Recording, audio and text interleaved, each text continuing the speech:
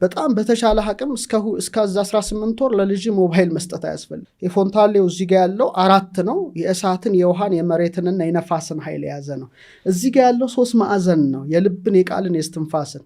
ስለዚህ እነዚህ የሚዘጉበት ጊዜ አለ። እስኪዘጉ ድረስ ህፃናት መንፈስ ሊያዩ ይችላሉ፣ መልአክ ሊያዩ ይችላሉ፣ ቅዱስ ነገር ሊያዩ ይችላሉ። አዘሴም ታይም ኢቭልም ሊመጣ ይችላል።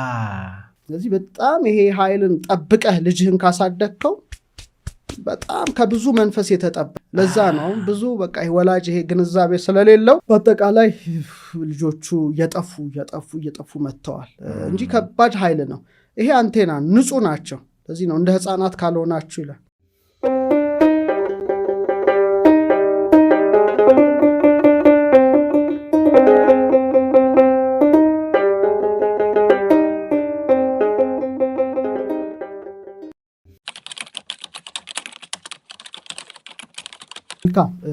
ሰው በብዙ ኃይል የተሞላ ነው። በስነ ፍጥረት በተፈጥሮ እንደሚታወቀው ያው ሁላችን ሞባይላችን ባትሪያችን ይደክማል፣ ቻርጅ እናደርገዋለን እና ቻርጅ የሚሆን ኃይልም አለን እና በጣም ሰፊ ነገሮች ናቸው። በአጠቃላይ ግን ጠቅለል ለማድረግ 7 ኃይሎች በተፈጥሮ ተሰጥተውናል።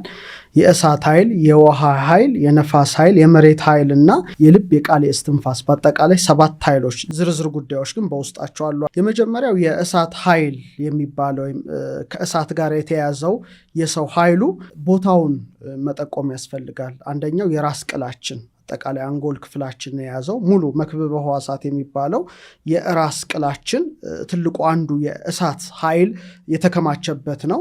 እሳት ከሙቀት ጋራ፣ እሳት ከብርሃን ጋር የተያያዘ ነው። ስለዚህ አይናችን፣ በተለይ አይናችን ፒኒኤል ወይም ፒኒየል የሚባለው ግላንዳችን እሱም ራሱ ሞር ከእሳት ጋራ የተያያዘ ኃይል ነው።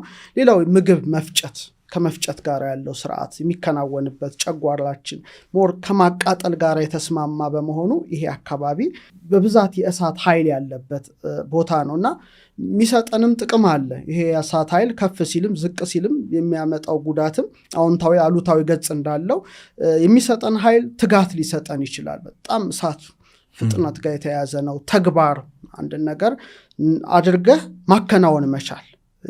ሌላው ሰማያዊ ዓላማ እንዲኖር፣ ምክንያቱም ከመልአክ ባህሪ ጋራ የተመሳሰለ ነው እሳት።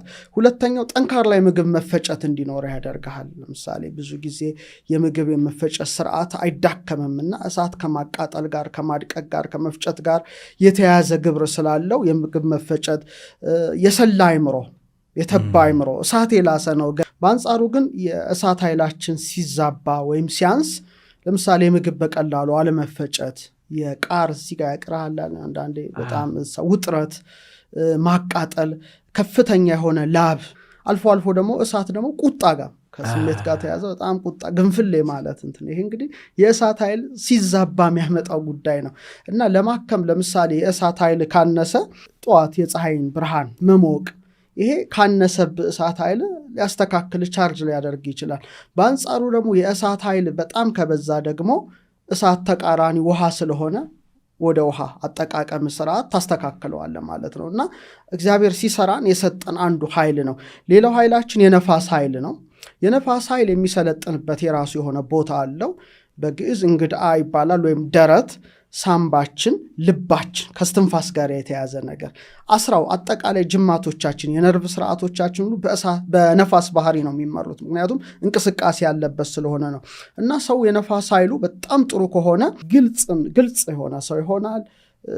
ነፋስ ፈጣን እንደሆነ ለስራ ተፍተፍ የማለት ጉዳይ ይኖረዋል። ለአንድ ነገር ይነሳሳል።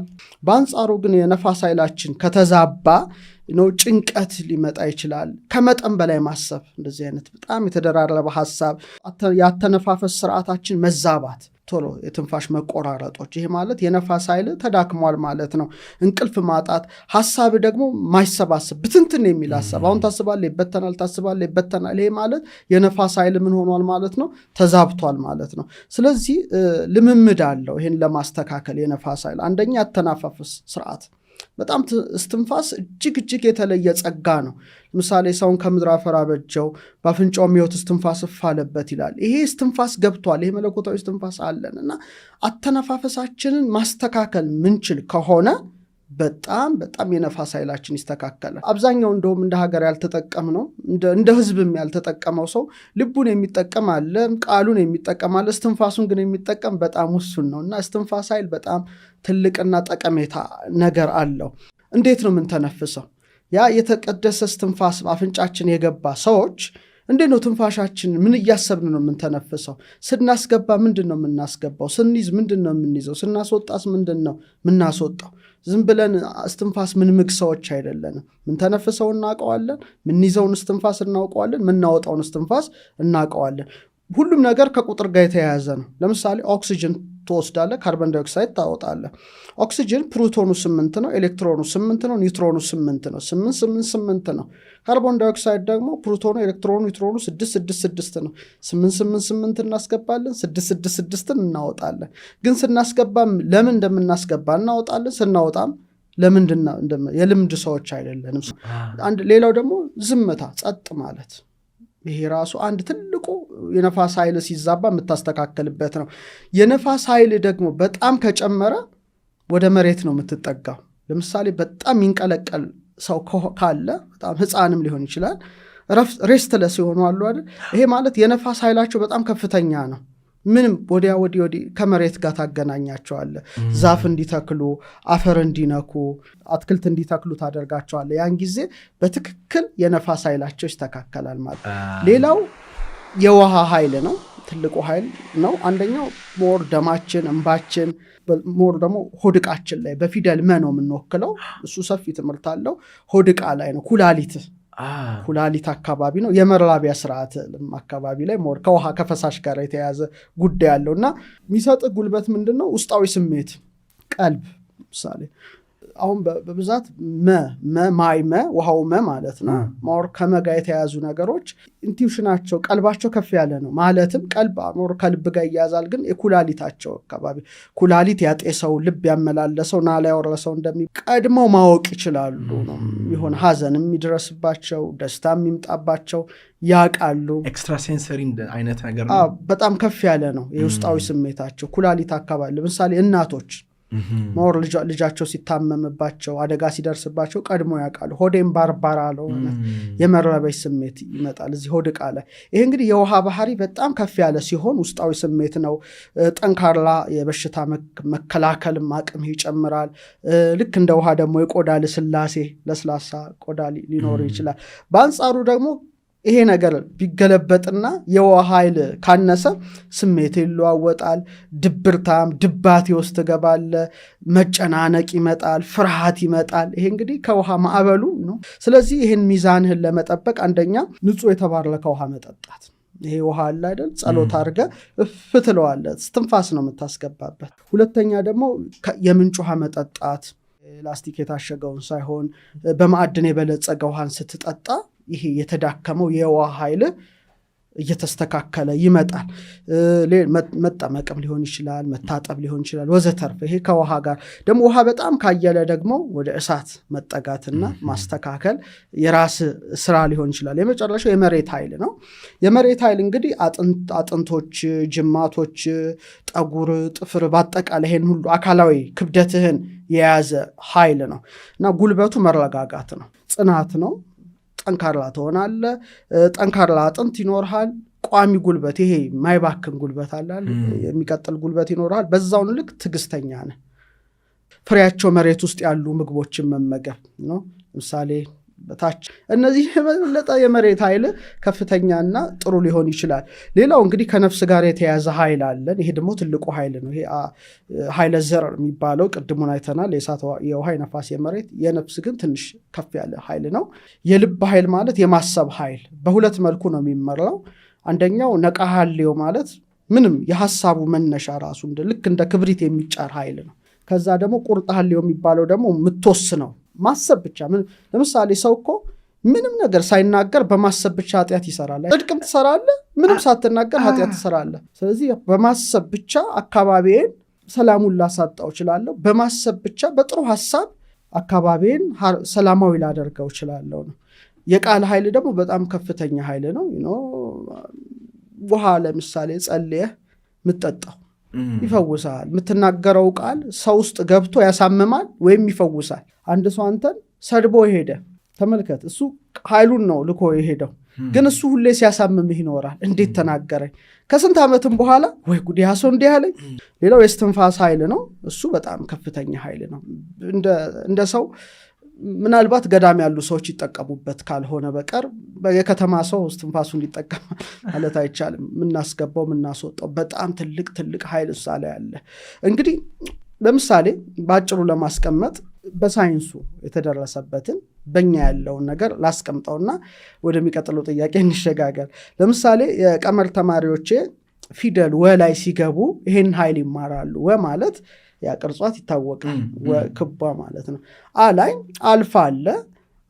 በአበገደ ሐወዘ ነው ፓተርኑ፣ ያው አቡጊዳ የውዞ የሚሉት ማለት ነው። አልፋ ነው። በዩኒቨርስ ነው። አልፋ ቤት ነው። አልፋ ቤትን ሰራ ሰማይና ምድርን ፈጠረ ነው። ገ ደግሞ ገምልገ ነው። ኤነርጂ ነው። የኤነርጂ ግስጋሴ ያሳደረበት ነው። ደ ደግሞ አራተኛው ዲሜንሽን ነው። ወርድ ቁመት ጥልቀት ነው። ራሱ መስመሩ ይታወቃል እና ታይም ይጨምራል። ሀ ደግሞ ቺሃ ማለት ናት። ሀ ደግሞ አምስታ ኢተር ይሉታል። እኛ ግን ባህር የነፍስ እንለዋለን። ያንደጅ ሲያልፍ ወደ የነፍስ ኃይሎችን መያዝ ይጀምራል። ወ ማለት ዋዌ ወ ነው። ቁልፉ ወ የሚያያይዝ ወ ማለት ነው። ወ ቅርጹ እንደምታየው ባዮማግኔቲክ ፊልድ ነው። ዙሪያህን የከበበ ነው። ይሄ ትልቅ ኃይል ነው ያለን። ይሄ ኤሌክትሮማግኔቲክ ፊልድ ከዚህ ለምሳሌ ከ2 እስከ 3 ሜትር ይዘረጋል። በአይን አይታይም። አሁን ዓለሙ ያለው መሳሪያ ይዞታል። በእኛ ወ ነው የምንለው። ዋዌ ወ ኤሌክትሪክንም መግነጢስንም ያዋህድና ላይ ይከብሃል ማለት ነው። ልክ እንደ ቀስተ ደመና አይነት ቀለም ነው። ቀስተ ደመናዊ ቀለም ያለው ነው። ቢያንስ 7 ክፍል ያለው ብርሃን አለን ውስጣችን። ለምሳሌ ቅዱሳን ስዕል ስትመለከት እዚህ ጋር አለ ቢጫ አክሊል ይደረጋል። ሙሉ የሰውነት ብርሃን አለ። ያው የድል አክሊል አለ። ምንድነው ይሄ ማለት? ለምሳሌ አንድ ሰው ከኋላ ይቆማል። አልነካህም አንተን፣ ግን ይከብዳል። ለምን ይከብዳል? ኃይል ከአንተ ኃይል ጋር እንትን ይላል። እንደዚህ ይያያዛል ጊዜ እንትን ይላል። ለምሳሌ በባስ የሚሄዱ ሰዎች፣ በባቡር የሚሄዱ ሰዎች ደክሟቸው ነው የሚገቡት። ያንተ ባዮማግኔቲክ ፊልድ ከዛ እስከዛ ተነካክቶ በጣም ብዙ ነገር ነው። ስለዚህ መፍትሄው መታጥሎት እስከ 3 ሜትር ያለው በተለይ የልብ ጠንካራ ነው። ልብ በጣም አፍቃሪ፣ ልብ ሰላማዊ፣ ልብ በጣም ወዳጅ ከሆነ በጣም ስትሮንግ ነው ኃይሉ። ከአይምሮ የበለጠ በብዙ እጥፍ የሚበልጥ ነው ይሄ ልብ አካባቢ ያለው። ግን ከ2 እስከ 3 ሜትር ነው። ይሄን አሁን በምን ኃይል ታገኘዋለህ? ከተፈጥሮ፣ ከፀሐይ፣ ከጨረቃ በባዶ እግር በመሄድ እና ደግሞ የተቀበልከውን ደግሞ ማስተላለፍም ትችላለህ ለሌላው። ይሄ በጣም ትልቅ ኃይል ነው።